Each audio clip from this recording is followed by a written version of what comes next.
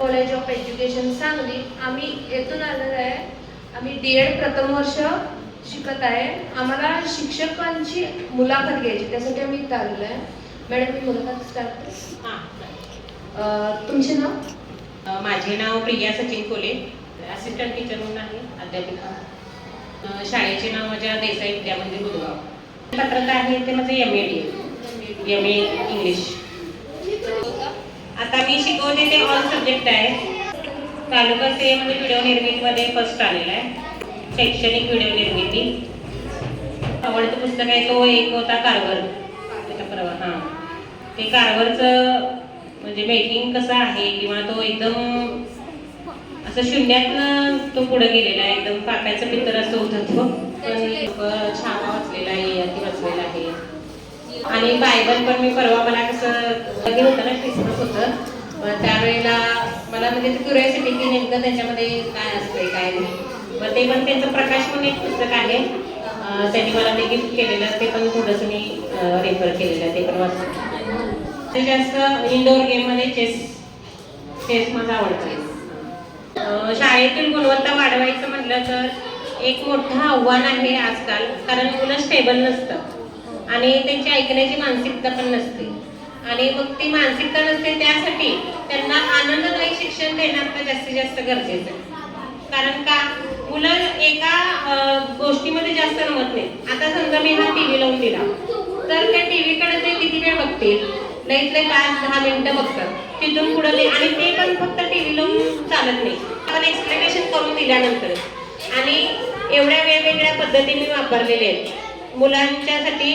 माझ्याजवळ ज्या ज्या समस्या म्हणजे आता मी गट केलेले आहेत, एकदम हुशार मुलांचं एक आहे, मीडियम एक आहे, एकदम लो लेवलचं आहे. मग मला जास्तीत जास्त त्रास जास्त हुशार त्या मुलांचं पण होतो आणि जे लो लेवल आहे त्यांचं पण होतं. कारण जास्त हुशारांना सारखं त्यांना वेगवेगळं काहीतरी द्यावं लागतं आणि लो लेवलला काय कळतच नाही. मग नेमकं त्यांना कसं प्रवाहामध्ये आणायचं, त्यासाठी मला जे उपक्रम सुचतील. आणि आनंददायी शनिवार एक मी घेते, त्यामध्ये फक्त दप्तर वगैरे काय नाही, विना दप्तर शाळा असते आणि फक्त म्हणजे स्टडीजच घेते मी ऍक्टिव्हिटी. आणि त्यातूनच आता मला स्पर्धा परीक्षेचा घर, प्राणी आणि आवाज असं शिकवायचं आहे मला. तर ऍक्टिव्हिटी मधनं त्याला ड्रामामधनच घ्यायचं. एकाला वाघ करायचं, त्याला पिल्लू करायचं, एकाला गाय करायचं, वासरू करायचं, सिंह छावा, मग सिंह आला मग छावा, मी आहे सिंह असा आवाज करून हे करायचं. मग ते त्याचं पिल्लू छावा, मग छावाचा आवाज काढायचा, मग घोड्याचा आवाज काढायचा. आमच्या मुलांनी ते भरपूर केलेलं आहे, ते म्हणजे घोड्याचा खिंकाळणे. मग ते आवाज पण होते, प्राणीचं नाव पण होते आणि ते पिल्लू आणि ते प्राणी पिल्लू ह्याचं पण तयारी होते. म्हणजे मी जास्त मुलांना समोर बोलवणं आणि त्यांच्याकडूनच जास्त तयारी करून घेणं. म्हणजे आपण मी फक्त सुलभ म्हणून ही भूमिका असते. हा, विज्ञान प्रदर्शनमध्ये मी घेतलं होतं सहभाग. त्यामध्ये फ्रीज तयार केला होता आम्ही, गरिबांचा फ्रीज. हां, मग त्यामध्ये थर्माकोल आणि पुट्ट्याचा वापर करून, भुस्सा त्याचा वापर करून थंड पदार्थ कसे राहतील हे केलं होतं. जिल्हा स्तर विभाग. हो हो, वाचनालय आमची पूर्वीपासून आहेच. आणि एक वाचनालयाकडेच आपल्याला प्रत्येकाला न जाता इथल्या इथं पण वर्गामध्ये वाचन कोपरा ही पण कन्सेप्ट आम्ही राबवतो. म्हणजे ब्रेकमध्ये मुलांनी ती पुस्तकं घेऊन वाचावी, हा पण उपक्रम आम्ही राबवतो. संशोधनाचं म्हणजे मुलांच्या ज्या समस्या आहेत त्याच्यावरच माझं आता चालू आहे काम करणं.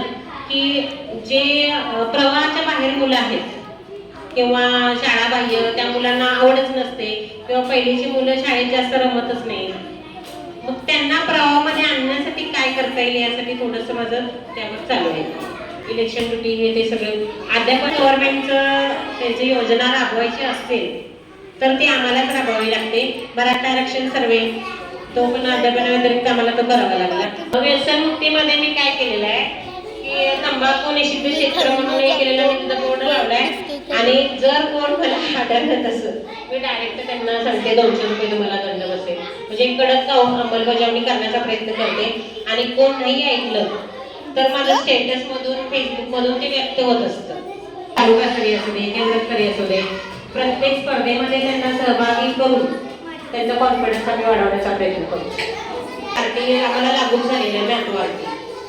पण मग मुलांना रागवायचं नाही, ऍक्टिव्हिटी बेस्ड लर्निंग द्यायचं, त्यांना समजून सांगायचं. जर आपल्याला ऐकलं तर पालकांचं प्रबोधन करायचं, मुलांचं प्रबोधन करायचं.